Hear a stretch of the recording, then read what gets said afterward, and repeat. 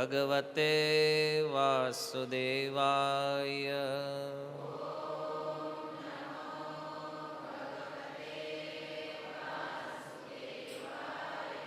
ઓમ નમો ભગવતે વાસુદેવાય.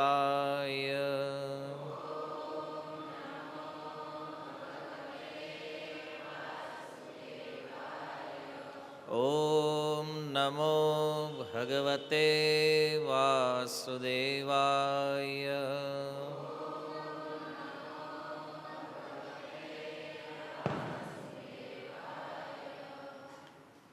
હરે કૃષ્ણ. સ્વાગતમ ઉપસ્થિત સર્વ વૈષ્ણવજન શ્રોતાગણ. શ્રી નરસિંહ મહેતા ચરિત્રમાં ગત સત્રમાં નરસિંહ મહેતાના જીવનનો જે સૌથી શ્રેષ્ઠ પ્રસંગ માનવામાં આવે છે, જે પ્રસંગમાં ભગવાન અને પોતાના ભક્તની જે ભક્તિ અને પ્રેમની પરાકાષ્ઠા છે, આ ભક્ત વાત્સલ્યને ભગવાને આ લીલામાં પૂર્ણ રૂપે પ્રકાશિત કર્યું છે. ગયા વખતે આપણે ચર્ચા કરી કે કોઈ પણ ભક્ત જ્યારે અનન્ય ભાવથી ભગવાનની ભક્તિ કરે તો નિશ્ચિત રૂપમાં ભગવાન એને અધીન છે. અને ભાગવત પ્રમાણ છે કે પોતાના ભક્ત માટે ભગવાન કાંઈ પણ કરવા માટે તૈયાર છે. તો નરસિંહ મહેતા જેના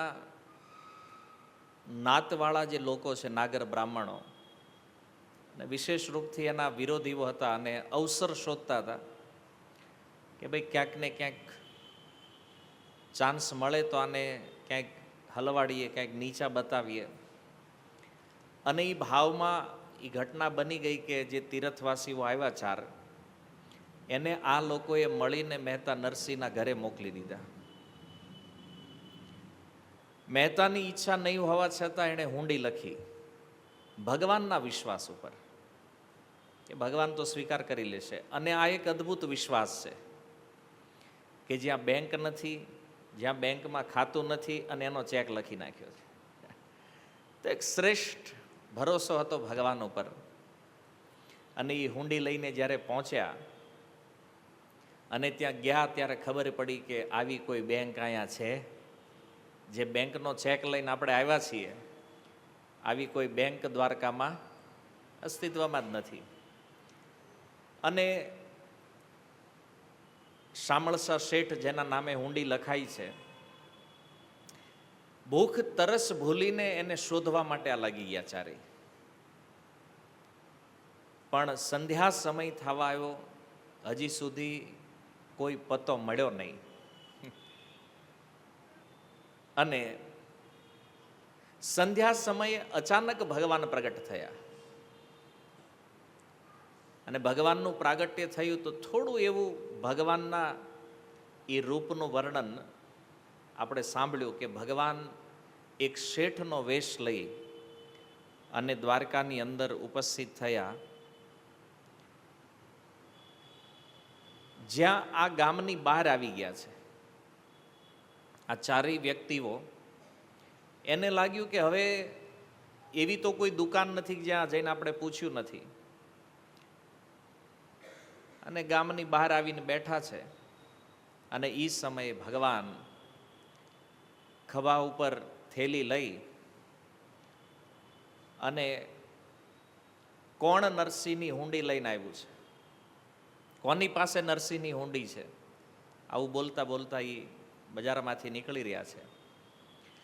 આ ચારેય તીર્થવાસીઓનું ધ્યાન પડ્યું કે ભાઈ આપણા નામનું આયા કોણ બૂમ પાડે છે. આપણે તો દ્વારકામાં કોઈને ઓળખતા નથી. પણ મૂળ વાત એ કે આ લોકોને એવું લાગ્યું કે આપણે હમણાં દુકાને જઈને પૂછ્યું છે આખા દ્વારકામાં, એટલે કોઈકને તો ખબર હશે કે ભાઈ આ ચારેય કોઈ સામળસા શેઠને ગોતી રહ્યા છે, અને એમાંથી કોઈને કદાચ એડ્રેસ મળ્યું હોય અને આપણને શોધતા શોધતા આપણી પાસે આવતા હોય, પણ આ તો ભગવાન બોલાવી રહ્યા છે. તો ભગવાન જ્યારે એ સ્થાનમાં ઉપસ્થિત થયા તો એવો એક સુંદર વેશ ભગવાન શેઠનું રૂપ લઈને જે આવ્યા, ભક્તમાલ ગ્રંથમાં પ્રિયાદાસજીએ જે વર્ણન કર્યું એ આપણે એમાં સાંભળ્યું. અને આજના સત્રમાં એક બીજા ભક્તએ જે વર્ણન કર્યું છે ભગવાનનું, સિમિલર જ છે પણ આ થોડુંક વિશેષ અને વિસ્તૃત છે. તો એ વર્ણનને આપણે સાંભળે કે ભગવાન જ્યારે શામળશા શેઠનું રૂપ લઈને આવ્યા તો કવિ લખે છે, જેને વેદ ન જાય વખાણિયો રે, મારો વાલો જી થયો છે વાણિયો રે, જેની અગમ ગત્ય છે ઉલટી રે, તે નાથ થયા છે નાણાવટી રે. કે છે વેદ જેની પ્રશંસા કરતા થાકતા નથી એવા ભગવાન આજે વાણિયા, વાણિયાનો અર્થ છે વેપારી, વણિક કે છે વ્યાપારીનું રૂપ લઈ અને ભગવાન આવ્યા છે. નાણાવટીનો અર્થ છે જે ધીરધારનો ધંધો કરતા હોય, ભગવાન નાણાવટી શેઠનું રૂપ લઈને આવ્યા છે. વાલો ગોમતીજીના ઘાટ મારે, મળ્યા તીર્થવાસીને વાટ મારે, વેશ પુરાણ લીધો વાલે રે, નાથ ચૌટાની પેરે ચાલે રે. તો એ જે બજાર છે ચૌટા કે છે, અને આજે સુરતમાં આપણે એક ચૌટા બજાર છે, મતલબ જ્યાં દુકાનો છે, જ્યાં ખરીદ લેવેચ બધું થતું હોય. તો એ બજારની અંદર ભગવાન ચાલતા ચાલતા નીકળ્યા છે, આ સુંદર વેશ, અને આખું દ્વારકા જોઈ રહ્યું છે કે આ વેપારી આપણા ગામના નથી. મેન વાત તો એ છે. હવે તમે વિચાર કરો, દ્વારકા કોનું છે? ભગવાનનું છે. અને દ્વારિકા છે ભગવાનનું, અને એ દ્વારકાવાળા જ કહે છે કે આ આપણા ગામના નથી. તો બધા ભગવાન જ્યારે ચાલતા હતા ને બાજુમાં બધા લોકો વાત કરતા હતા, એ કે નવા શેઠ લાગે છે, આપણા ગામના નથી. ભગવાન મનમાં વિચાર કરે આ મારા બાપનું છે એ કે, અને તમે બધા એમ કહો છો કે હું અહીંનો નથી. આ થોડુંક અઘરું છે ને, પણ ભગવાન ભગવાન છે. કેમ? કારણ કે બધા લોકો તો ઓળખતા નથી, બધા હું કોઈ નથી ઓળખતા. આગળ ઉપર વર્ણન આવશે. હવે તો ભગવાનના વેશનું વર્ણન કરે છે અવળા આટાની પાઘડી રે, એવી બાંધતા કે પહેરે આવડી રે, ગાદી એકતાઈ પહેરી હરજી રે, એનો સીવનારો કોણ દરજી રે. અવળા આટાની પાઘડી, ઓલું વળ ચડાવીને ભગવાને અવળા આટાની પાઘડી, સમજો પાઘડી જોઈ છે ને ગામડે બાંધે, પહેલાં વળ ચડાવી દે, બે છેડા પકડીને પછી બાંધે છે. તો એવી ભગવાને પાઘડી બાંધી છે. અને ગયા વખતે થોડી પાઘડીની ચર્ચા કરી, પાઘડી ઉપરથી ખબર પડે આ કયા શેઠ છે. અત્યારે તો શેઠ પાઘડી નથી પહેરતા, પણ એ સમયમાં પાઘડીથી એક પહેચાન હતી શેઠની. તો કવિ આશ્ચર્ય એ કરે છે કે જે પાઘડી બાંધીને ભગવાન આવ્યા છે એના આશ્ચર્ય આને બાંધતા કેમ આવડી છે? કેમ? કારણ કે મોટા ભાગે તો ભગવાનનો શ્રૃંગાર એના ભક્તો કરે છે, અને આજે ભગવાનને શ્રૃંગાર તો જાતે કરવો પડ્યો છે. બ્રજ લીલામાં જુઓ તો ગોપ સખાઓ છે તો શ્રૃંગાર કરે છે. માધુર્ય લીલામાં બ્રજ ભાવમાં જુઓ તો ત્યાં રાધારાણી ગોપીઓ શ્રૃંગાર કરે છે, ભગવાનને પાઘડી બાંધે છે. હાથે નથી બાંધી ભગવાને, અને હાથે એને બાંધતા આવડતું નહીં હોય. જો કે ભગવાન ભગવાન છે, બધી કલામાં નિપુણ છે, પણ જ્યારે લીલા રસ વિશેષની વાત છે તો એ છે કે ભગવાનને પાઘડી બાંધતા આવડતું નથી. કવિ આશ્ચર્ય કરે છે, અને કેવી રીતે બાંધતા આવડી છે, કેટલી સુંદર પાઘડી બાંધી છે ભગવાને. અને એક અંગરખું પહેર્યું છે ભગવાને, જે ગયા વખતે આપણે ચર્ચા કરી, થોડુંક લાંબુ હતું. એ એટલું સુંદર હતું, એટલું અદ્ભુત હતું કે કવિના મનમાં આશ્ચર્ય થયું કે આ એવો કોણ દરજી છે જેણે આ સીવું છે. આજ સુધી તો દુનિયામાં ક્યારેય આવું અંગરખું હજી સુધી જોવામાં આવ્યું નથી, પણ એને ખબર નથી ને કે આ તો વૈકુંઠથી ઉતર્યું છે ભાઈ. આનો દરજી અહીંયા ક્યાંય પૃથ્વીમાં મળે એમ નથી. અને ભગવાને કલર કેવો લીધો છે? આમ તો તમને ખબર છે ભગવાનનો રંગ કેવો છે? શ્યામ વર્ણ છે. અને શ્યામ વર્ણના કોઈ હોય પછી એને જોવા જવાના હોય તો વચેટિયા હોય એ શું કે હે થોડોક ભીને વાને છે. આપણા ગુજરાતી વર્ડ છે ને, ભીના વાને છે. એટલે ભગવાનને થયું કે હું જે મૂળ રૂપમાં મારું જે શ્યામ સુંદર સ્વરૂપ છે, જો એ બ્લેક એટલું બધું કાળું લઈને જાઉં તો અઘરું થઈ જાય થોડું. ભીને વાને મતલબ રંગ શ્યામ છે પણ નમણા છે. એટલે કહેતો ને કે આમ જોવામાં થોડાક શ્યામ છે પણ નમણા છે, એટલે વાત કરાય, વાંધો નથી એમ. તો ભગવાને એવો વર્ણ સુંદર રંગ ધારણ કર્યો છે. શોભે વાણીઓ ભીને વાને રે, એક લેખણ ખુશી છે કાને રે, છે અધર બિંબ પર વાળી રે, મોટી આંખ લડી અણિયાળી રે. ભીને વાને ભગવાનનો વર્ણ શ્યામ છે. એક લેખણ અને પેન, કાન ઉપર એક પેન રાખી છે. જો પેન કાને ન હોય તો એ વેપારી ન હોય. આજે કદાચ તમે ગામડાઓમાં જાઓ ને તો જે તાલુકા લેવલે જે માર્કેટ છે ને એમાં હજી આવા વેપારી તમને દેખાય, પેન કાને રાખીને બેઠો, કારણ કે ગમે ત્યારે લખવાની જરૂર પડે.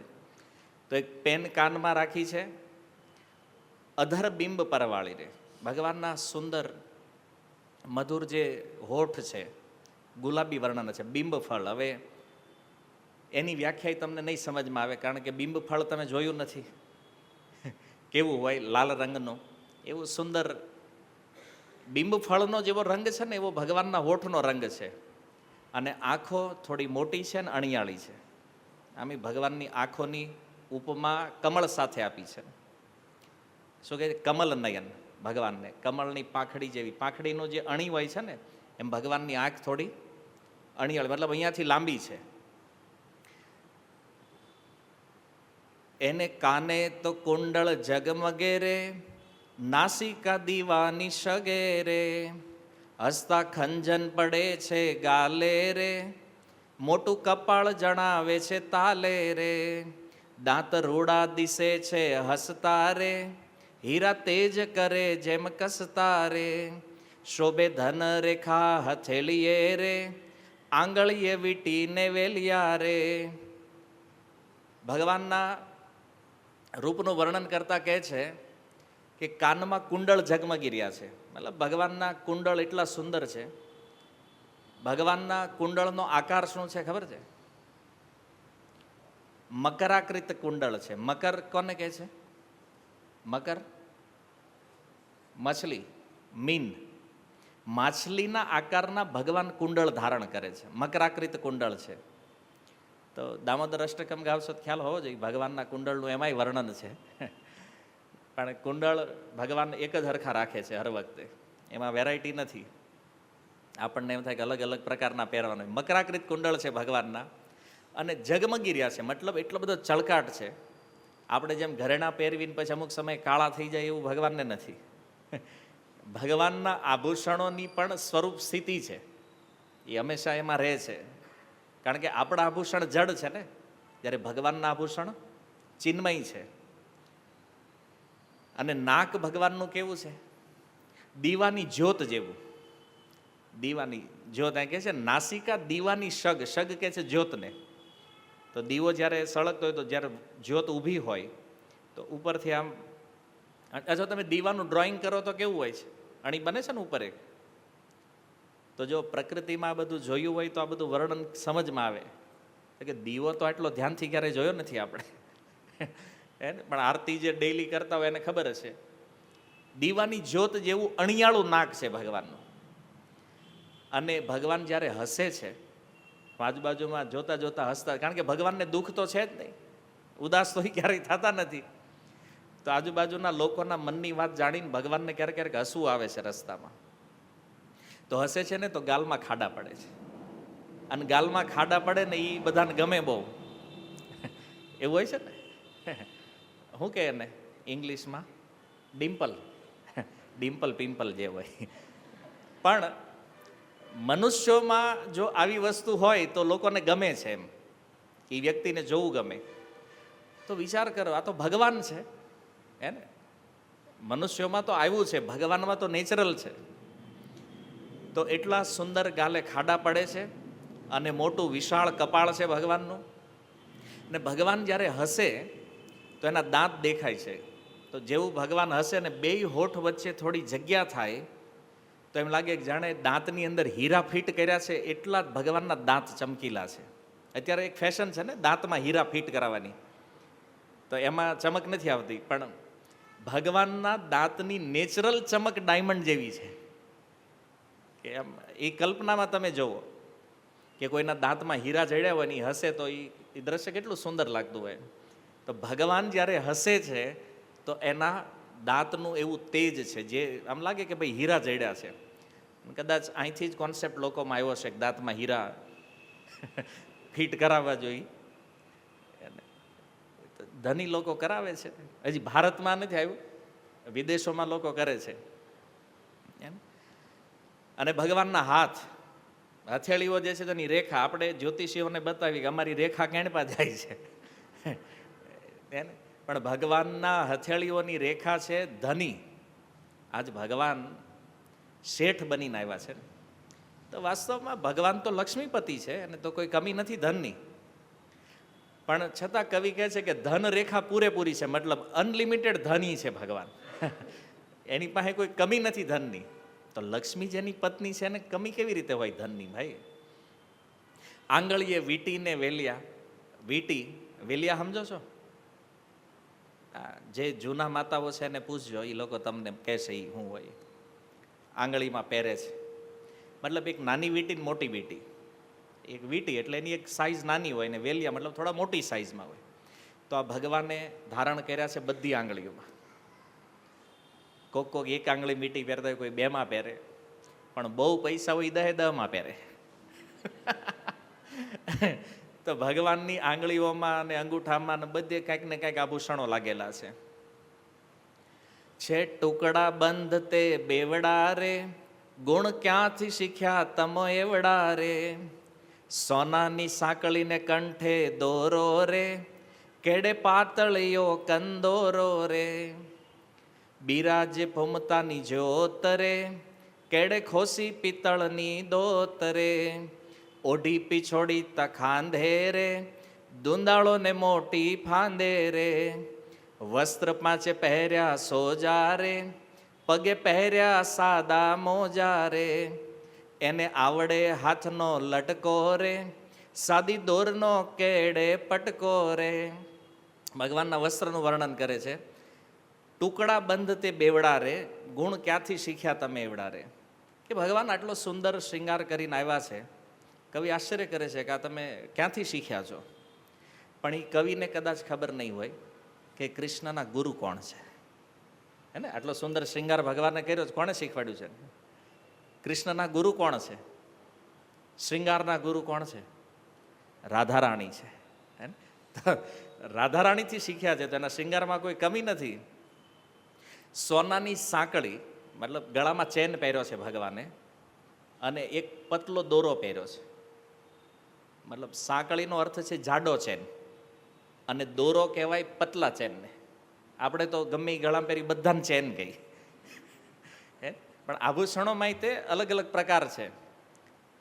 અને કમરની અંદર ભગવાને એક કંદોરો પહેર્યો છે, સુંદર, કારણ કે જે વસ્ત્ર છે એને બાંધવા માટે. તો એનાથી એક ડિઝાઇન બની જાય, નીચેનું વસ્ત્ર થોડું ખુલ્લું, ઘેર ખુલ્લો થાય અને ઉપરથી વસ્ત્ર ફિટ થઈ જાય, એટલે કંદોરો.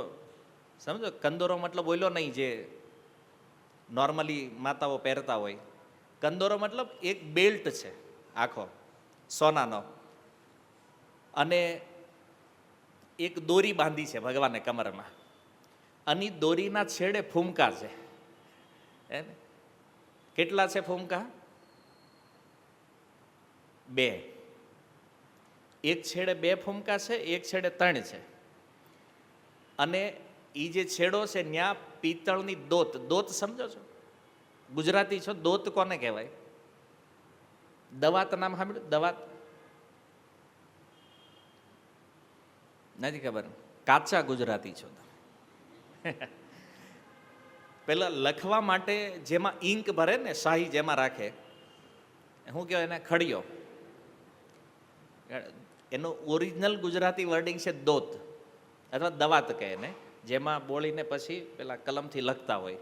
તો એ કમરે રાખી છે, કારણ કે લખવાનું ગમે ત્યારે થાય. પેન કાને છે તો પછી શાહી જોઈને હારે, તો પેલું રિફિલવાળી પેનું તો હતી નહીં એ જમાનામાં.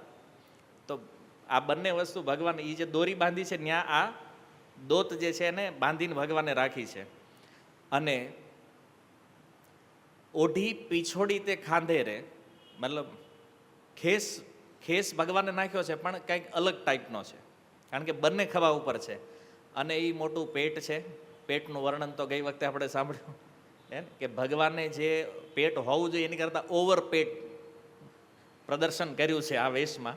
મતલબ ફાંદ થોડીક વધારે મોટી થઈ ગઈ છે, એટલે કમરબંધ બાંધવાની જરૂર પડી જ ભગવાનને.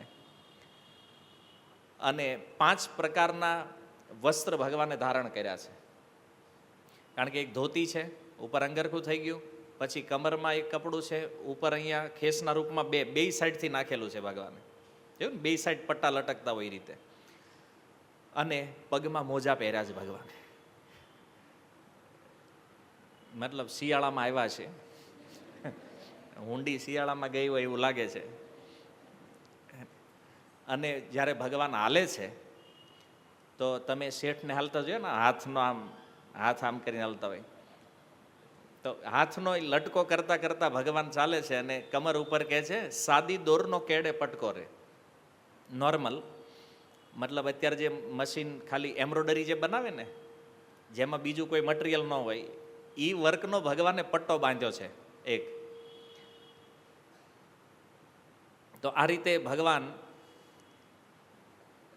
એ બજારનું નિરીક્ષણ કરતા કરતા જ્યારે આગળ વધે છે, કવિ કહે છે એની વિચિત્રતાનું શું વર્ણન કરીએ એમ. એના ક્યાં ક્યાં કૌતક ભાળીએ રે, ખાલી ગાંઠ 2-4 છે ફાળીએ રે. ફાળ્યું છે આરે, ફાળ્યું સમજો છો? ઓકે.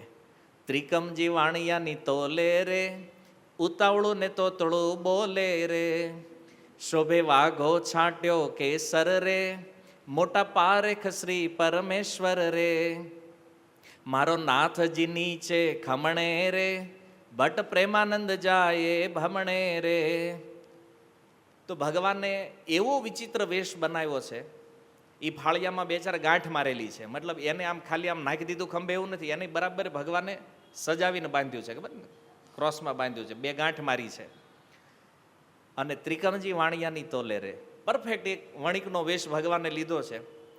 અને વાણિયાની ભાષા તમે સાંભળી છે ને, બોલતા હોય થોડું ઉતાવળું તોતડું બોલે છે, તો ભગવાનની પણ એ જ ભાષા છે. અને આ બધું પહેરી લીધું, પણ સુગંધ તો ભગવાને આખા વસ્ત્રમાં કેસર છાંટ્યું છે. તો ભગવાનની અંદરથી કેસરની સુગંધ આવી રહી છે. થોડીક હાઈટ નાની રાખી જ ભગવાને, કારણ કે વેપારીની હાઈટ હંમેશા નાની હોય, તમે જોઈ લેજો એક છે ને આ બટકા. કારણ કે હાઈટ વધારે હોય તો એ પછી સેનામાં વયો જાય, એ વેપાર ન કરે. શરીર જો હરખું હોય તો, એટલે વેપારી હંમેશા ઠીંગણા કદના હોય. તો ભગવાન તે ઠીંગણા કદનો. હવે એકલા નથી આવ્યા ભગવાન, અરે એની ટીમ છે આખી. સાથે વાણોતર છે 7 રે, ઓધવ ને અર્જુન ભ્રાત રે. હનુમાન કપીને અક્રૂર રે, સુદામો વિદેહી વિદુર રે. છે પાર્થના હાથમાં પાન રે, છડીદાર થયા હનુમાન રે. છવરંગી સુદામે ગ્રહી રે, કાંઈ વિદુર ને માથે વહી રે. અક્રૂર ગણાવે છે રોળો રે, છે જનકના હાથમાં જોડો રે. બોલી પારસી સરખી તોતળી રે, છે ઓધવની ખાંધે કોથળી રે. આ પાર્ષદ આટલાને લઈને આવ્યા ભગવાન હારે. કેટલા જણ છે આમાં સાંભળ્યું તમે? કેટલા પાર્ષદ લઈને આવ્યા ભગવાન? 7.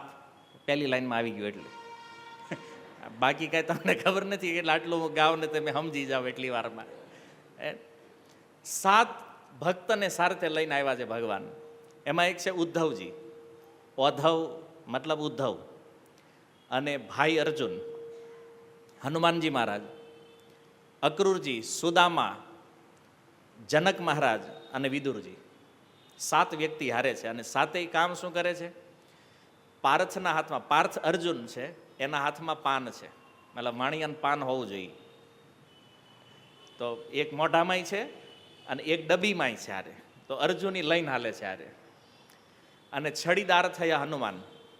એક છડી લઈને હનુમાનજી સાથે ચાલી રહ્યા છે. છવરંગી સુદામે ગ્રહી રે. છવરંગી, છવરંગી સમજો છો? નથી ખબર? ઓકે, છવરંગીનો અર્થ છે એક વ્યાપારની એવી વસ્તુ છે જેમાં મતલબ કે એક પેટી જેની અંદર કંઈક મહત્વપૂર્ણ દસ્તાવેજો હારે હોય અને વિદુરને માથે વહી રહે. વહી મતલબ ખાતું, આવક જાવક જ્યાં હોય એ ખાતું કોની માથે છે? વિદુર. એ બધા ચોપડા વિદુરજીને માથે છે. મતલબ પેઢી બહુ મોટી છે. સમજ્યા? બહુ વિશાળ પેઢીનું સંચાલન ભગવાન કરી રહ્યા છે. તો બધાની પાસે અલગ અલગ કામ હોય પાસે. અક્રૂર ગણાવે છે રોળો રે. પછી હાથથી ગણીને જ્યાં ઉધાર જમાની જે ડાયરી છે એ વિદુર અક્રૂરજીના હાથમાં છે, એને રોળો કે. આ બધી ગામઠી ભાષાના શબ્દો છે. ગામડામાં જે લોકોએ વ્યવહાર કર્યો છે, હટાણા જેણે કર્યા છે, એને આ ખબર હોય કે આવું બધું હોય હિસાબમાં. જનકના હાથમાં જોડો છે, એને જોડી લીધી છે હાથમાં, તો એમાં રોકડા છે. અને ભગવાન પારસીઓની જે બોલી છે, પારસીઓ પર્શિયાથી આવ્યા ને ગુજરાતમાં, તો પારસીઓની જે બોલી છે બસ સેમ એ બોલી ભગવાન બોલી રહ્યા છે, ગુજરાતી. તમને આમ એવું થાય કે ભગવાન કેવું ગુજરાતી બોલે છે, તો જે પારસીઓ બોલે છે ને અત્યારે એવું ગુજરાતી ભગવાન દ્વારકામાં બોલે છે. એટલે હવે તમારે પારસીનું સાંભળવું પડશે. તો આ રીતે ઉદ્ધવજીના ખંભે પણ કોથળી છે જેમાં કેશ ભગવાન સાથે લઈને ચાલે છે. અને આ રીતે ચાલતા ચાલતા જ્યારે ભગવાન એ બજારમાં આવ્યા, એમ સામા મળ્યા અવિનાશી રે, તેને જોઈ રહ્યા તીર્થવાસી રે. આ કોઈ પારેખ દિશે છે નવારે, સરસા કારજ આપણા હવારે. કો ભારે માણસ ભાસે રે, ભલા વાણોતર છે પાસે રે. હુંડી વાળો એમ વધે વાણી રે, મળ્યો શામળસા અંગ એંધાણી રે. તો આ બાજુથી જેવા ભગવાન આવી રહ્યા છે અને આખા માર્કેટમાં થોડો કોલાહલ થઈ ગયો કે કોઈ વેપારી આવ્યા છે નવા અને આટલા બધા વાણોતરને હારે લઈને. વાણોતર સમજો છો ને? સેવક, નોકર. તો જોવા માટે બધા આવ્યા. તો થોડો કોલાહલ થયો. તો આ તીર્થવાસીઓ નહીં થયું, નવું શું થયું જ માર્કેટમાં. શેરીમાં આવીને જોયું અંદર કે અહીંયા શું થઈ રહ્યું છે. અને જેવું ભગવાનને જોયા, ચારેયના મનમાં વિચાર થયો કે આ કોઈક નવો વેપારી લાગે છે. બનીએ કે આને આપણે મળ્યા નથી, આજ આખો દી જે ફર્યા બધામાં આમાં આ નથી મળ્યો. અને બનીએ કે અહીંયા આપણું કામ થઈ જાય. પાછી એક આશા મનમાં જાગી, અહીંયા કામ થાય. કેમ? અને આ જોવામાં કોઈક ભલો માણા લાગે છે, હે ને? અને ભારે છે પાછું. ભલોય છે ને ભારે. ભારે મતલબ કોઈક મોટો શેઠ છે. કારણ કે જોવો જ ખરી હારે વાણોતર કેટલા છે અને આટલા બધા નોકર હારે. આ પ્રસંગમાં 7 બતાવ્યા છે, એક કથામાં 20 છે. ભગવાન 20 ભક્તોને હારે લઈને આવ્યા, એમાં નારદજી હતા. તો પ્રસંગ એવો બન્યો કે આ ચારેય બિચારા ફરતા હતા ને, તે નારદજીને થયું ભગત આટલા હેરાન થાય એટલે હું જાઉં ઘડી. તો આમાં નારદજીની એન્ટ્રી થયેલી. અને નારદજી આવ્યા એટલે ઓલા નરસિંહ મહેતાની એવી નિંદા કરી એ કે આવો કાંઈ હોય કોઈ શેઠ, હુંડી લખી દીધી ને અમારી યારે છળ કપટ થઈ ગયું. નારદજી કે જો નરસિંહ મોટા ભગત છે હો. કે ભાઈ તમે હું ભગત? કે હવારથી ગોતવી છે કોઈ આ સામળસા વેપારી જ નથી કોઈ. હવે નારદજીને થયું આને કેમ સમજાવવા, આને નથી સમજાવવા. કે તો નારદજી એ બધું મૂક પડતું. નારદજી ગયા દ્વારકા સીધા, મતલબ મહેલમાં. અને ભગવાનને કીધું પ્રભુ જલ્દી તૈયાર થઈ જાઓ. કેમ? એ કે આજ ભગતની આબરૂનો સવાલ છે. કેમ? દ્વારકાની બજારમાં મહેતા નરસિંહની નિંદા કરે છે. 4 જણા આવ્યા છે તીર્થવાસી. ભગવાન કે ભલન કરે તેમાં આપણે શું છે? ભગવાનની નારદજીની મજા લેતા. એ કે પ્રભુ ખાલી નરસિંહની જાહે એવું નથી, હારે તમારી જાહે. કે આમાં કેમ? તાકે એનો શેઠ ને વાણોતર બેય હરખા છે. તો ભગવાન કે મારા ભક્તની નિંદા કરે તો હું શું કામ જાઉં બચાવવા એને? ભાઈ ભગતની નિંદા કરે છે તો મારે શું કામ જવું જોઈએ એની પાસે? બોલે પ્રભુ એટલા માટે જવું જોઈએ કારણ કે એ છેલ્લે તો એમ બોલ્યા કે હવે તો જે રામ રાખે એમ આપણે રહેવા જેવું છે. હે રામ કરીને નિશાસો નાખતા હતા. તો રામ તો તમારું જ નામ છે નહીં કે, તો અંતે તો તમારું નામ લીધું ને એણે, તો જવું પડશે. પછી ભગવાન ઊભા થયા, હાલો તો હું તૈયાર થઈ જાઉં. અને આ વેશ બનાવીને આવ્યા ભગવાન. તો નારદજીની એન્ટ્રી હતી આમાં, અને આવી ગયા. તો ચારેય વિચારવા માંડ્યા કે ઓલો હુંડી વાળો જે શેઠ છે ને આ લાગે છે. તો એક તીર્થવાસી બોલ્યો, કેમ, તમને કેમ લાગે છે કે આપણે જેને ગોતવાના આ શેઠ છે? બોલે, નિશાન એંધાણી જોવો. મહેતાએ કીધું તું સાંભળશા શેઠ, જે વેશ આપણને એણે બતાવ્યો તો આવા છે ઈ, આ એવા લાગે છે. અહીંયા હુંડી પાસ થાય.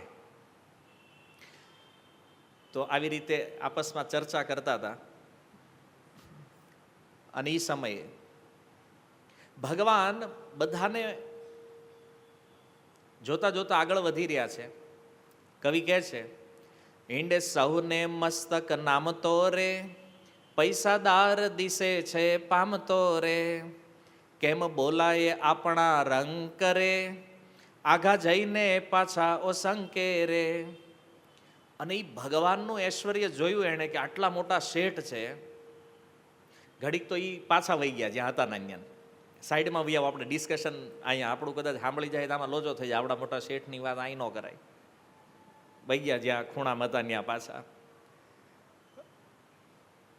તો ભગવાને એ જોઈ લીધું કે આ ચાર મને જોતા હતા ને પાછા નીકળ્યા. ભગવાન તો બધું જાણે છે. ભગવાન બોલે, અહીંયા અહીંયા આવો ચારે.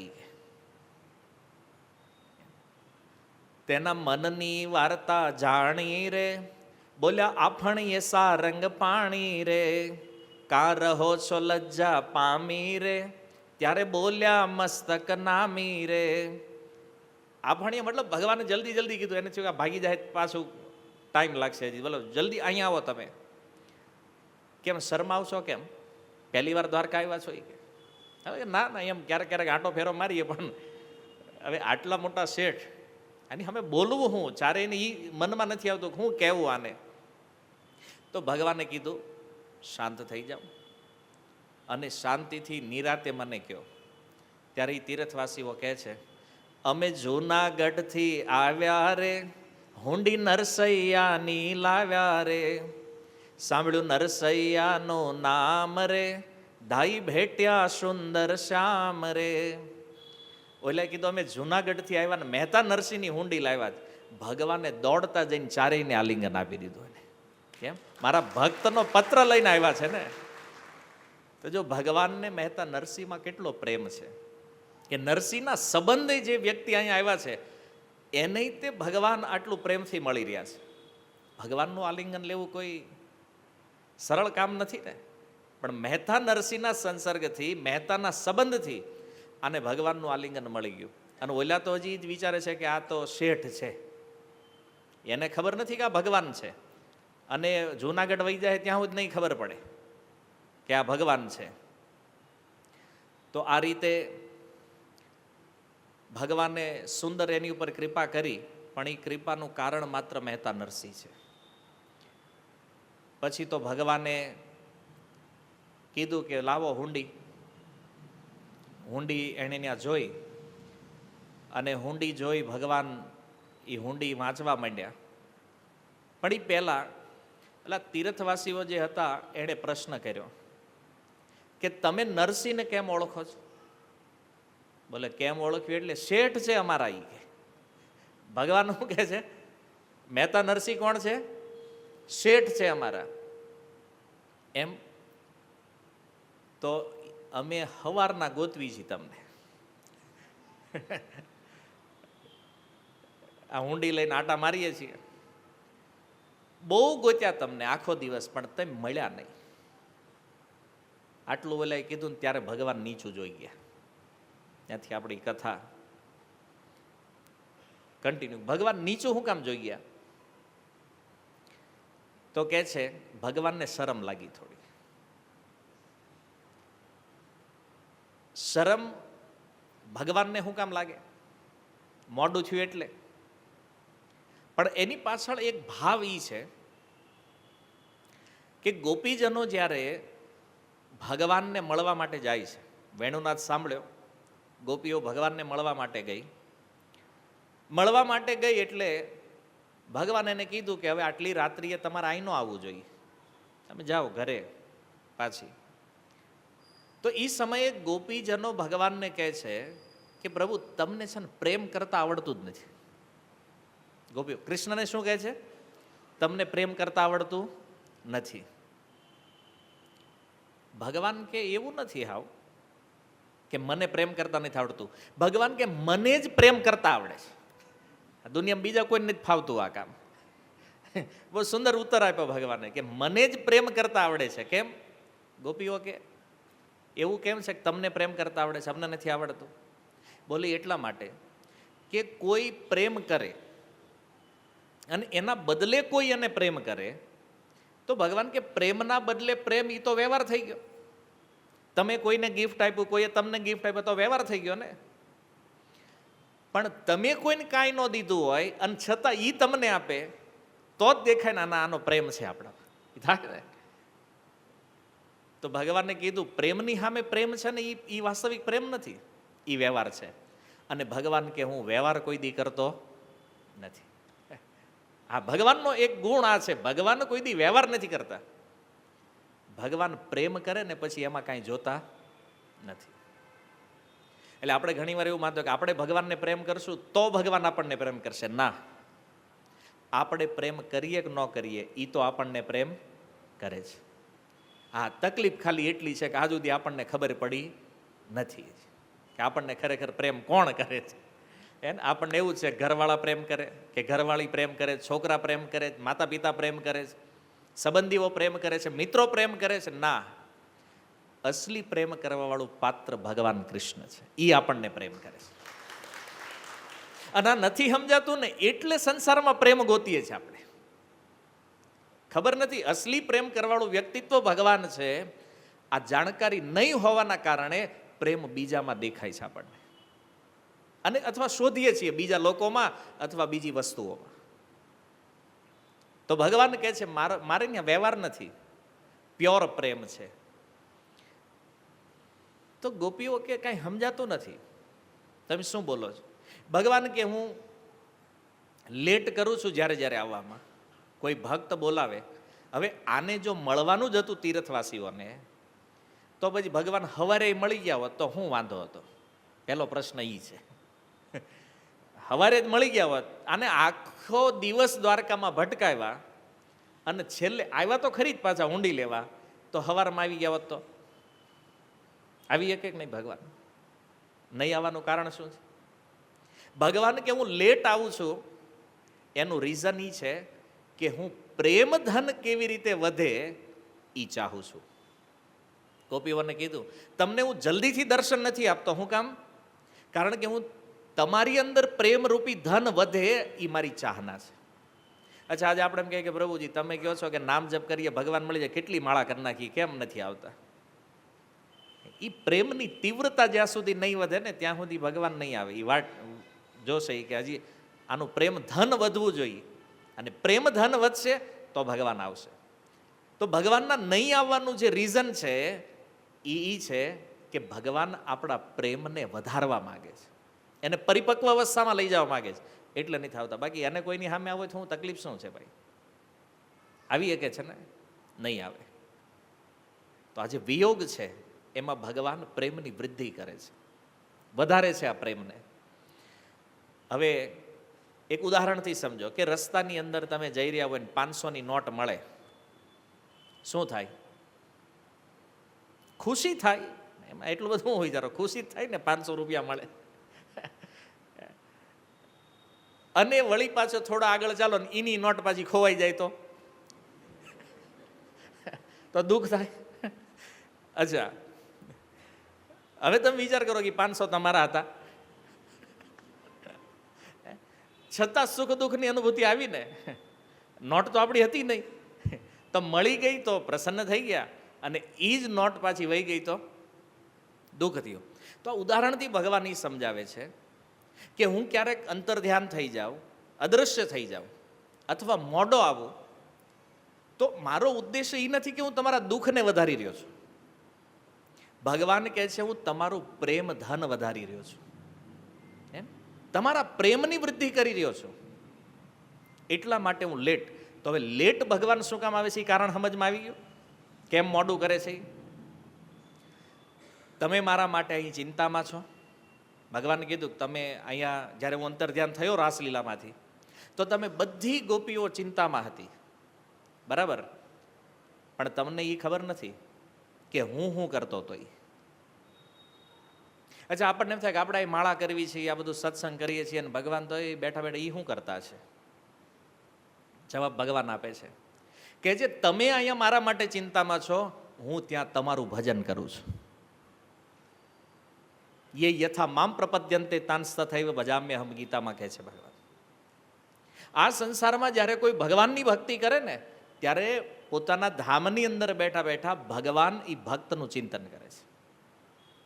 એવું નથી કે ભગવાન હાવ નેટ નવરા એ લક્ષ્મીજી હારે વહીવટ કરે છે કે રાધારાણી હારે લીલાઓ કરે છે. નહીં, ભગવાન પોતાના ભક્તનું ચિંતન કરે છે, જે ભક્ત એનું ચિંતન કરે છે. આ ભગવાનનો સ્વભાવ છે. ગોપીજનોને કહે છે ભગવાન, હું ત્યાં તમારા માટે ભજન કરી રહ્યો છું. કેમ? ગોપીજનોએ પૂછ્યું, તમે અમારું ભજન તમે શું કામ કરો છો? ત્યારે ભગવાન કહે છે, એ પ્રેમના તત્વને હું જાણું છું એટલા માટે. એ યથા મામ પ્રપદ્યન્તે તાંસ્તથૈવ ભજામ્યહમ. તમે વિચારો, ભાગવતની અંદર આ લીલા છે. જે હાથથી હિરણ્યકશિપુનો વધ કર્યો ભગવાને, એ જ હાથથી પ્રહલાદને સ્નેહ કર્યો ભગવાને. હિરણ્યકશિપુના હાથ માટે આપણે શું ગાઈશ એને? હિરણ્યકશિપુની છાતી કેવી છે? શિલાટંક નખાલય, પથ્થર સમાન, વજ્રની સમાન કડક છે. અને એને ભગવાને પોતાના નખથી ફાડી નાખી. એ વજ્ર સમાન કઠોર છાતી ભગવાને નખથી તોડી નાખી. એ જ નખ, એ જ હાથ જ્યારે પ્રહલાદના માથે ફરે છે ને, ત્યારે કોમળ લાગે છે એકદમ. એ નખ રૂ જેવા લાગે છે એને સ્નેહ. હવે વિચાર કરો, બિલાડી જ્યારે ઉંદરને પકડે છે, તો એ જે દાંત છે એના માટે મૃત્યુ છે, અને એ જ દાંતમાં જ્યારે બચ્ચું આવે ત્યારે સ્નેહ ક્યાંથી આવી જાય છે? પ્રેમ આવે છે ને. તો કહેવાનો અર્થ એ છે કે ભગવાન એક માત્ર એવું વ્યક્તિત્વ છે જે પ્રેમને જાણે છે. આમ દેખાય ને કઠોર, જ્યારે પ્રલય લાવે, આ તો એકદમ ખતરનાક સ્થિતિમાં છે ભગવાન, પણ એ જ ભગવાન જ્યારે પોતાના ભક્ત માટે આવે ત્યારે કોમળ છે. એ પ્રેમના તત્વને જાણે છે. એટલે તો ભગવાને આવી, અને હજી મુંડી તો નીચે જ હતી, પણ પેલાને કીધું ભાઈ ક્ષમા કરજો, કેમ જે હું થોડોક લેટ પડ્યો, થોડાક. ઓલા ત્યારે સવારનું ખાધું પીધું નથી કાંઈ, અને તમે કહો થોડાક. ભગવાન કે પ્રેમ ધન વધારવામાં વિલંબ તો થાય છે, કારણ કે ભૂખ જ્યારે બહુ લાગી હોય ને, ત્યારે કોઈ લાકડું આપી દે ને ખાવા, તો એ પાપડ જેવું લાગે. અને ભૂખ ન હોય ત્યારે ગુલાબજામુન આપો તોય એમ લાગે હવે આ હું કામ લઈને આવ્યો છે, એવું થાય ને. આખું વિપરીત છે. એમ કહેવાનું તાત્પર્ય એ છે, ભગવાન જે કાંઈ કરે છે, ભલે એ વહેલા આવે છે તોય એની કૃપા છે, અને એ મોડા આવે છે તોય એની કૃપા છે. મૂળ સિદ્ધાંત આ છે. કેવલ આની ક્ષમા માગે છે એવું નહીં. જુઓ કેટલા મોટા સ્તર પર ભગવાન છે. આ તીર્થવાસીને ભગવાનને લેવા દેવા શું છે? ક્યાં ભગવાનનું સ્થાન છે ને ક્યાં આ તીર્થવાસી? ક્ષમા માગે છે ભગવાન. ભાગવતની અંદર ભગવાન પ્રહલાદ મહારાજની ક્ષમા માગે છે. સપ્તમ સ્કંદ જો ભગવાન કહે છે કે એ પ્રહલાદ મને ક્ષમા કરી દેજે. કેમ? તારી ઉપર આટલું દુઃખ હતું છતાં મારે આવવામાં મોડું થઈ ગયું. ભગવાન કહે છે આટલા કષ્ટ આવ્યા, હિરણ્યકશિપુ આટલી યાતના આપી, અને હું આવ્યો છે જ છેલ્લે. ત્યારે પ્રહલાદ મહારાજ કહે છે જે વાક્ય જેના કારણે ભગવાને ક્ષમા માગી છે. પ્રહલાદ ભગવાનને બોલ્યા છે કે પ્રભુ, તમને લાગે છે કે મારા પિતાએ મને કષ્ટ આપ્યું છે ને, પણ મને તો એમાંય તમારી કૃપા જ દેખાય છે. એ દુઃખને હું દુઃખ નથી માનતો, પણ તમારી કૃપા માનું છું. ભગવાન કે આટલું કષ્ટ મારી નાખવા જેટલું કષ્ટ આપ્યું તોય તને કૃપા લાગે છે એમાં? બોલે હા પ્રભુ. કેમ? કારણ કે જ્યારે જ્યારે આવી સ્થિતિ આવતી ને, મારું તો એક જ કામ હતું પ્રભુ, કે હું તમારું ગુણગાન કરતો, તમારી કથાનું ગાન કરતો હતો. એટલે મને ખબર જ નહોતી કે મારા જીવનમાં દુઃખ આવે છે કે સુખ આવે છે, કોઈ મતલબ નથી. જો કેટલો સુંદર ભાવ પ્રહલાદ મહારાજનો છે. આપણે દુઃખને દુઃખના રૂપમાં જોઈએ. પ્રહલાદ મહારાજને એ દુઃખ નથી જોતા, એ દુઃખને ભગવાનની કૃપા જોવે છે. કેમ? થોડું આશ્ચર્ય થાય ને કે આપણા જીવનમાં દુઃખ હોય તો કૃપા કેમ માનવી અને ભગવાનની? પણ આ કલા એવા ભક્તોમાં હોય જેની રુચિ ભગવાનની કથાઓમાં છે. બાકી આ ન સમજે કે બહુ અત્યંત ગુઢ વાત પ્રહલાદ મહારાજે કરી છે ભાગવતની અંદર. પ્રભુ મને દુઃખ લાગે તો હું તમને બોલાવું ના હોય એમ. મને જીવનમાં કોઈ દુઃખ આવ્યું જ નથી. નરસિંહ ભગવાને આટલો ક્રોધ કર્યો, આટલા મારી નાખ્યા, કચર ઘાણ વાળી નાખ્યો. પ્રહલાદ મહારાજ શું કહે? મારા જીવનમાં કોઈ કષ્ટ? પ્રભુ એ તો બધી તમારી કૃપા હતી. ભગવાન પ્રસન્ન થઈ ગયા પ્રહલાદની આ વાતથી. કહેવાનો અર્થ કે ગાન એવું કરો, ભગવાનના વિષયમાં જ્યારે આપણે નામ લેતા હોય, કથા બોલતા હોય, તો કથામાં રુચિ એવી ડેવલપ કરો, ગાન એવું કરો કે જીવનમાં સુખ આવે છે કે દુઃખ એની ખબર જ ન પડે. આપણે નિત્ય નિરંતર કથામાં ઈ ગોપીજનોએ કીધું તવ કથામૃતમ તપ્ત જીવન. જીવનમાં શું આવે છે એ ખબર થોડી જ પ્રભુ. કેમ? તમારી કથામાં જ અમે એટલા વ્યસ્ત છીએ. ક્યાં સુખ ક્યાં દુઃખ કોઈ અનુભવ, આ બે અનુભવથી ઉપર ઉઠાવી દે. આ ભગવાનનું ગુણગાન છે, આ કથા છે. અને એટલા માટે જો સુખદેવજી જેવા મહાપુરુષો જે છે એ કથામાં રમણ કરે છે. આવા જ્યારે શ્લોકો કોઈ વાંચે તો એમ થાય સારું, નકરી કથા એની વાત શું કામ? અસલી ધન આ છે. ભક્તિનો મૂળ ભગવાન સાથે સંબંધ અને ભગવાનમાં પ્રેમ એ કેવલ અને કેવલ ભગવાનના કીર્તન ગુણગાન અર્થાત કથા દ્વારા સંભવ છે. અન્ય કોઈ સાધના નહીં કરી શકે. અને અન્ય સાધનોની અંદર જબરજસ્તી કોઈ લાગ્યા તેને તો જડતા સિવાય બીજું કંઈ પ્રાપ્ત નહીં કરે. અભિમાન વધી જાય, અહંકારની વૃદ્ધિ થશે. પણ જે રસ છે એ ક્યાં પ્રાપ્ત થાય છે? હરિકથા. એટલે ગોપીજનોએ કીધું. ભગવાને ઉદ્ધવજીને આ બધાના મનમાં એ પ્રશ્ન હતો કે આટલો કૃષ્ણમાં પ્રેમ છે ને કૃષ્ણ તો મથુરા વયા ગયા, તો આ ગોપીજનો જીવે છે કેવી રીતે? એનો આ ઉત્તર છે ભાગવતમાં. પ્રસિદ્ધ શ્લોક છે, તવ કથામૃતમ તપ્ત જીવન. પ્રાણ તો ક્યારના નીકળી જાય, પણ કથા છે ને એટલે કૃષ્ણના વિરહનું દુઃખ પણ અસર નથી કરતું. એ પણ કૃષ્ણની કૃપા લાગે છે. હવે તો કેટલી અદ્ભુત આ વાત છે. પણ ભગવાને કીધું તમે ક્ષમા કરો, મારે આવવા મોડું થયું છે. સંતોને તો કહેવાય નહીં કે હું આમ ડાયરેક્ટ આવતો, બરાબર તડપાવી નાખું છું પહેલા, પછી આવું છું. આ કૃષ્ણનો સ્વભાવ છે, ભગવત સ્વભાવ છે. એટલું જલ્દી ડાયરેક્ટ હું આવતો નથી. પણ ભગવાન કે મોઢે જ ન કહેવાય ને કે થોડું સ્વભાવ વિપરીત કાર્ય છે. તો એ કે એ બધી વાત સાચી, તમે માફી માગી બરાબર છે, પણ તેમાં માથું હેઠે રાખીને કેમ ઊભા છો? ભગવાન કે શરમ આવે છે. શરમ કેમ શરમ લાગે છે? મોડા આવવા એટલે? તો એ કયો મોડું થયું કેમ? તો ભગવાને કેમ મોડું થયું એ તત્વ એની સામે પ્રગટ ન કર્યું. કારણ કે એને તો વેપારીના રૂપમાં દેખાય છે ને. ભગવાન થોડી છે કે ભગવાન કહી દે કે હા આ તો મારો સ્વભાવ છે. પૂછી લ્યો રાધા રાણીને વૃંદાવનમાં કોઈ દી ટાઈમે આવ્યા હોય તો. આપણા નેચરમાં છે આ યાર, હાલે છે. બ્રજમાં રિપોર્ટ લઈ લ્યો આપણો. તો ભગવાન કે આ બધું સિક્રેટ અહીં ખોલવા જેવું નથી. ઓલાને કીધું આ હુંડી વાંચવા દો તમે. હુંડી મને હાથમાં આપી છે. તો ભગવાને જ્યારે હુંડી હાથમાં લીધી, જોયું, મહેતા નરસિંહના અક્ષર જોયા, અને સૌથી પહેલું કામ ભગવાને કર્યું, હુંડીને હૃદય લગાડી દીધી. પહેલા વિચાર કરો, એ પત્ર એને જેને ભગવાન હૃદય લગાવે છે, અને પછી જ્યારે વાંચવાની શરૂઆત કરી ભગવાને, તો ઓલા યાત્રાળુઓએ પૂછ્યું કે આ નરસિંહ શું થાય તમારે? પાછો ઓલો જવાબ ભગવાને આપ્યો નહીં આગળ, એટલે પાછું પ્રશ્ન ત્યાં કર્યો, આ નરસિંહ મહેતા જે છે જુનાગઢ શું થાય? ત્યારે ભગવાન કહે છે, કરું છું વૈષ્ણવ જનની સેવા રે, મને ઓળખે નરસૈયા જેવા રે.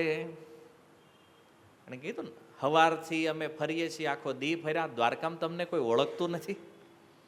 ભગવાન કે નહીં ઓળખે. કેમ? મને કોઈક ઓળખે છે. કોણ? મહેતા નરસિંહ જેવા જે છે ને, જેવા શબ્દ એટલે ભગવાને લગાડ્યો કે મારા જે ભક્તો છે, અનન્ય ભાવથી જે મને આશ્રિત થયેલા છે, આવડા મને ઓળખે છે. અને એમાં જ મહેતા નરસિંહ એક છે.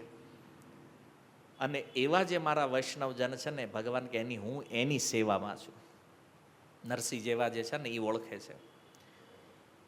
તો આ પ્રશ્ન જ્યારે કર્યો કે તમને અહીં ઓળખતું કેમ નથી કોઈ, ત્યારે ભગવાન કહે છે, મેરો હે ઈસો કો વાસ જાને કો હરિદાસ, લેવો સુખ રાશિ કરો ચિઠ્ઠી દીજે જાય કે, ધારે હો રૂપિયા ઢેર લીખ્યો કરો બેર બેર, ફેરી આય પાતી દય લઈ ગરે લાય કે. એક અદ્ભુત વાત ભગવાને કરી. મેરો હે ઇકોસો વાસ.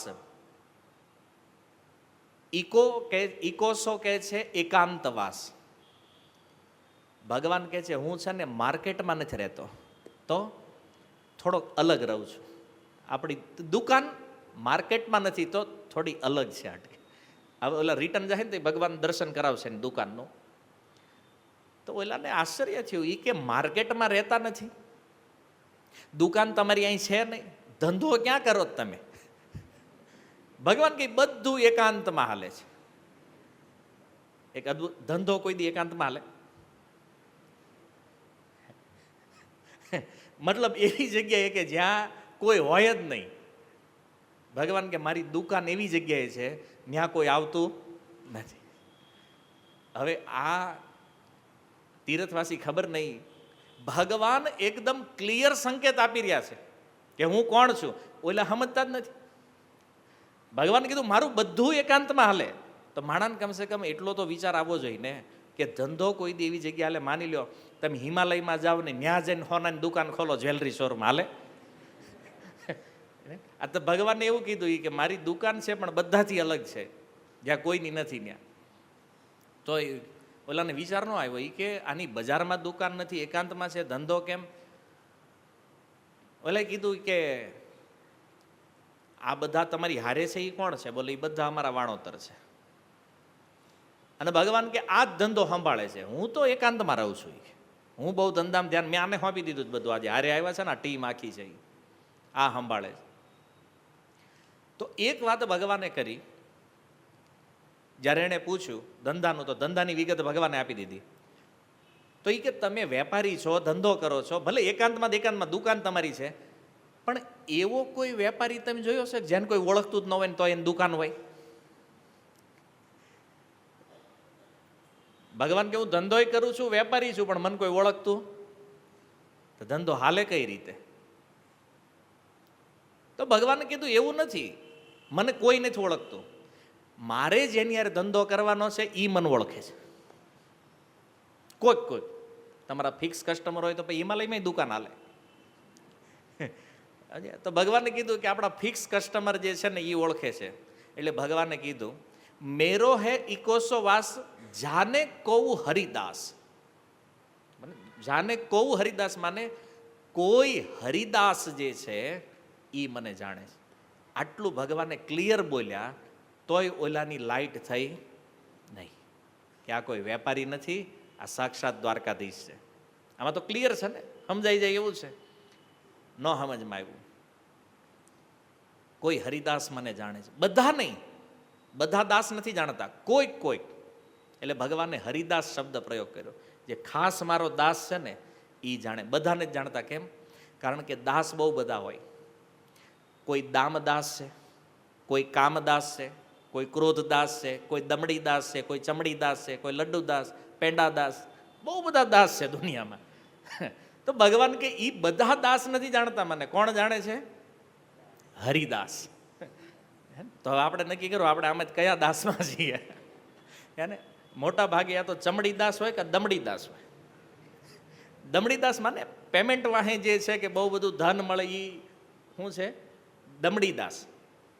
અને ચમડીદાસ શરીરમાં જે આસક્ત છે વધારે, મતલબ ચમડીદાસ. ભગવાન કે આ નથી જાણતા મને, મને કોણ જાણે છે?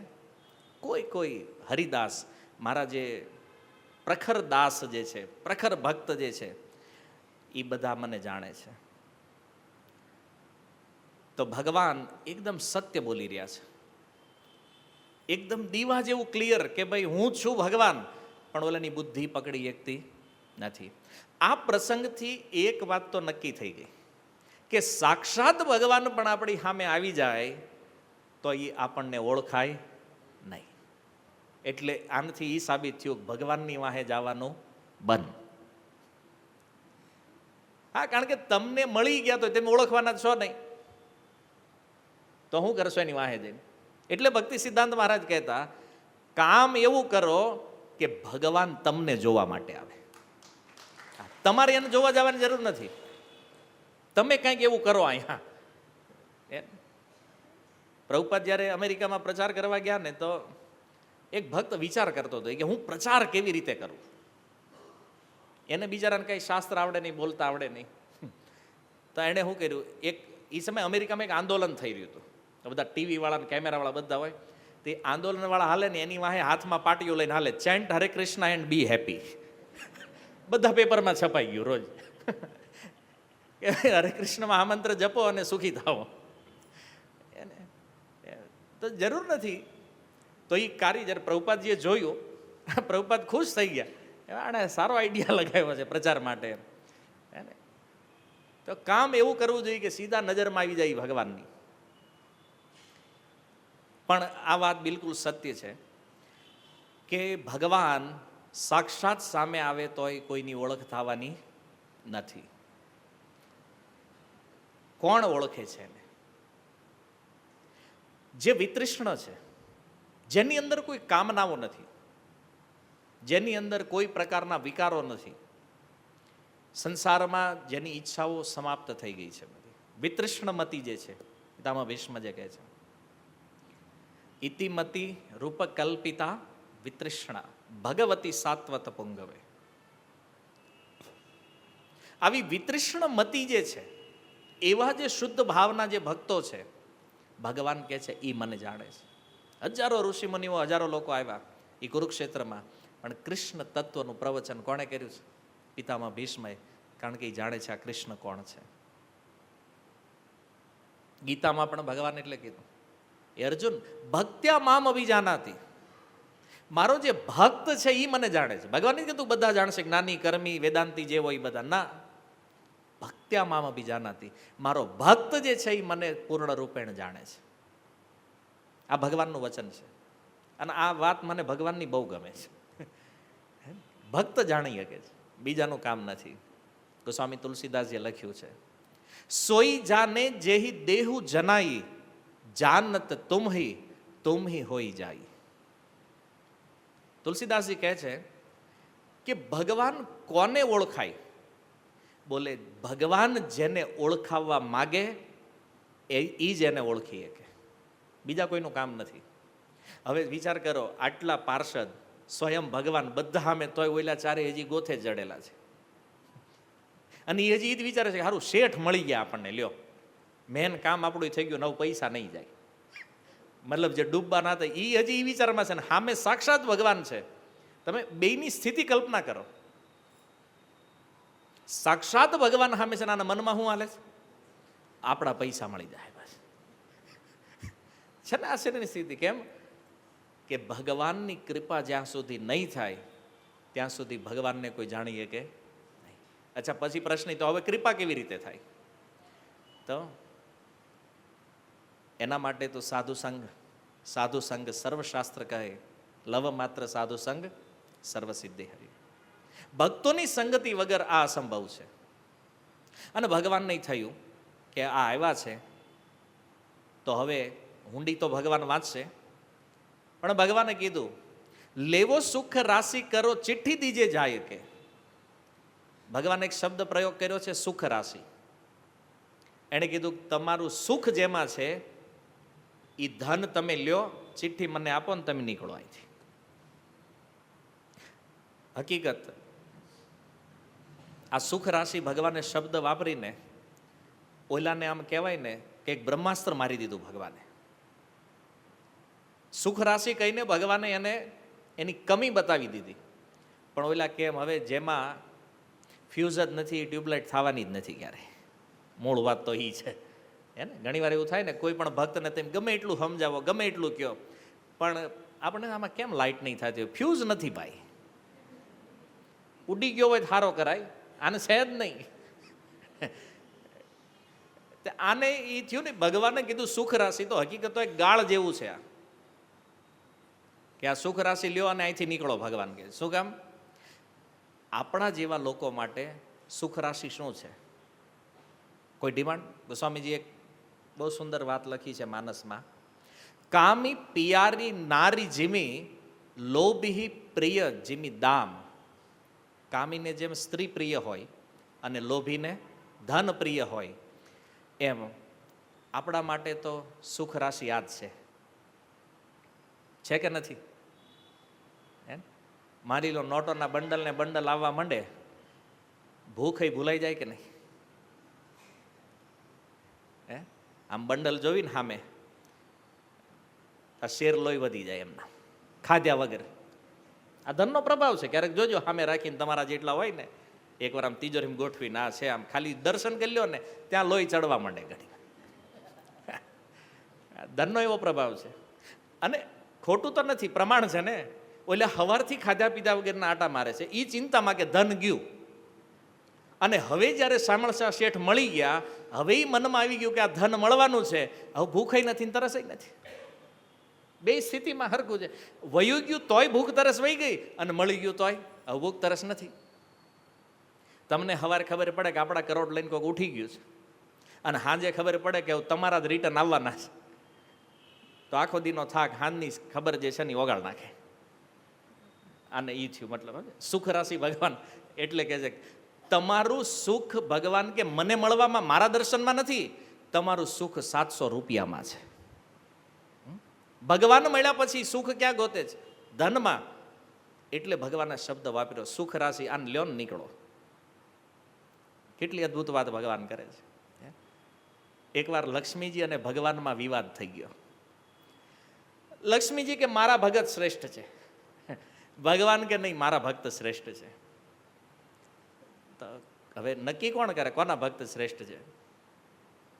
તો ભગવાને કીધું એક કામ કરે, આપણે આંટો મારવી બેયના ભક્તમાં.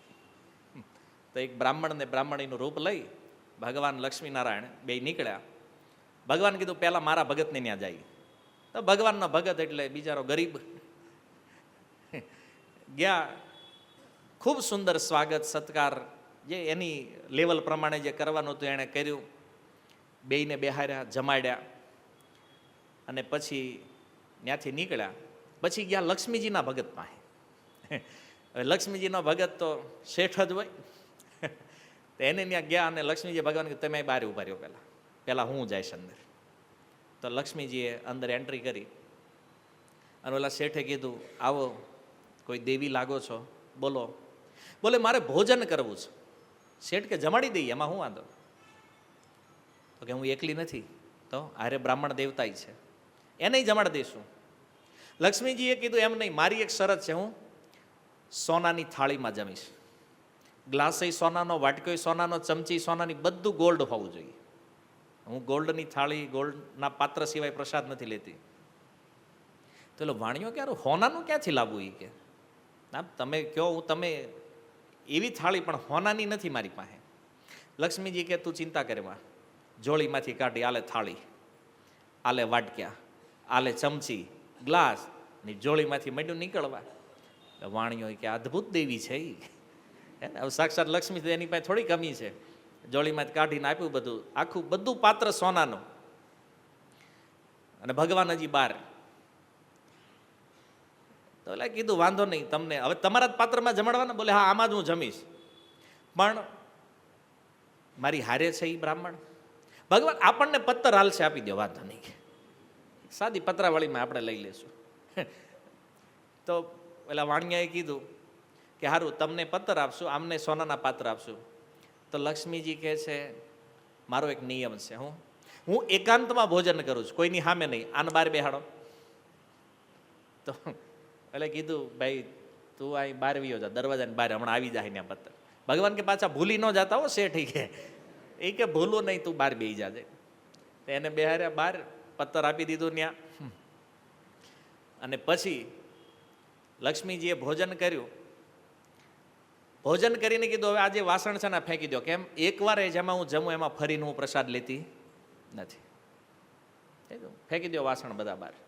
ઓલો વાણિયો કે માતા આઈના રોકાઈ જાવ તમે, કારણ કે હોનાના વાસણ રોજ ફેંકી દે, તમે ન જમો અમે જમી નહીં કે એને રોક્યા. અને લક્ષ્મીજી શરત, પહેલા મારે ભોજન કરવાનું, પછી જ બીજા કરશે. એટલે પછી તો ભગવાનની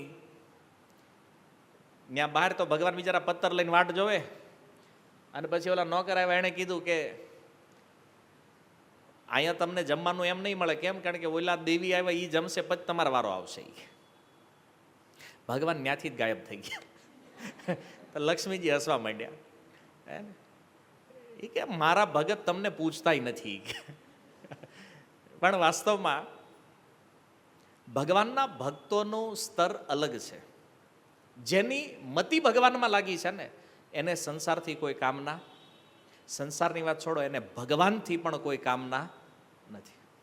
ભગવાન સ્વયં એને દેવા માગે ને તોય એ ભક્ત લેતા આ ભગવાનના ભક્તોની. અને લક્ષ્મીજીના ભગતને જે આપો કોઈ દી ના જ ન પાડે કે લક્ષ્મીજી એવું બહુ થઈ ગયું, બસ રહેવા દો. નહીં, બેના ભક્તોમાં અંતર છે. એટલે આપણને એમ થાય કે ભગવાનના ભક્તો ગરીબ કેમ? એ ગરીબ નથી, એ કૃષ્ણ પ્રેમના ધની છે. એ નારાયણથી પણ કાંઈ નથી ચાહતા, તો વિચારો સંસારથી શું ચાહે છે? ભગવાનથી એને કાંઈ નથી જોતું. અને લક્ષ્મીજીના ભક્તોને લક્ષ્મીજીથી ઘણું બધું જોતું છે. એટલે લક્ષ્મી પૂજન તો કરે જ, ભલે એ માનતા હોય કે ન માનતા હોય. નારાયણની પૂજા કરતા હોય કે ન કરતા, પણ લક્ષ્મીની તો કરે. એ નારાજ ન થવા જોઈએ. એને તા બે ભક્તો. તો ભગવાને કીધું કે તમે સંત છો, દેખાવામાં તો તમે સંત લાગો છો, પણ તમે આખો દિવસ શોધ કરી છે કેવલ તમારા પૈસાની. તમે દ્વારકામાં આવ્યો તો સંશોધન દ્વારકાધીશનું કરવું જોઈએ, મારું કરવું જોઈએ, પણ તમે કર્યું શું? આખો દિવસ ચિંતન એ જ હતું કે અમારા 700નું શું થાય. અને એટલા માટે તમારી સુખ રાશિ જે તમે ડિમાન્ડ કરી છે ને, એ દેવા જ હું આવ્યો છું ભગવાન. આજ મારે દેવાનું છે તમને. ભગવાનના સ્વાગત સત્કારનું ભાન ન રહ્યું. બોલો, 700 મળવાના હતા, એમાં એ ભૂલી ગયા કે આટલા મોટા શેઠ છે, તને કંઈક આવો બેહો આવકારો, કંઈક હાર બાર પહેરાવી, માર્કેટ તો નજીક જ છે, બધું ભૂલી ગયા. આ મેણું માર્યું ભગવાને એને સુખ રાશિ શબ્દ પ્રયોગ કરીને.